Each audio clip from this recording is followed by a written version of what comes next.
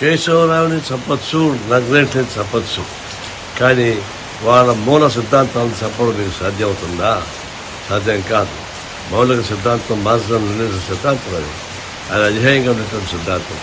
దాన్ని నమ్ముకున్న నగ్రేట్లు ఇంకా మార్గాలు వేరు కావచ్చు, కానీ సిద్ధాంతాన్ని చంపడం ఎవరి తరం కాదు. అలాంటి ప్రతిభగా ఉన్న నగ్రేట్ని చంపామని చెప్పేసి మీరు ఆనందపడతా ఉన్నారు. మీ ఆనందం ఎవరి కోసం?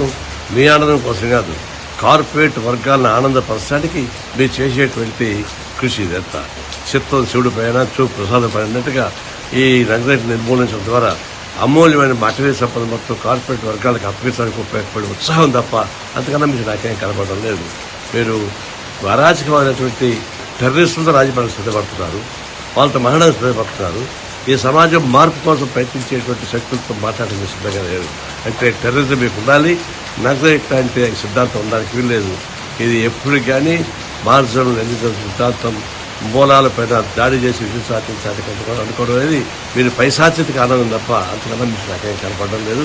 ఇప్పటికైనా ఒక సిద్ధాంతం కోసం కమిటేటువంటి వ్యవస్థతోటి చర్చించి పరిష్కారం చేసుకోవడం తప్ప దీన్ని అంతం చేయడం మీ చేత కదని చెప్పి మరోసారి తెలియజేస్తా ఉన్నాను. విదేశాల్లో ఉన్నత విద్యను చదువుకోవాలని అనుకుంటున్నారా? అయితే వెంటనే ఫ్లైగ్రాడ్ ఓవర్సీస్ ఎడ్యుకేషన్ కన్సల్టెన్సీని సంప్రదించండి. మీ విదేశీ కలలను సాకారం చేసుకోండి. ఫ్లైగ్రాడ్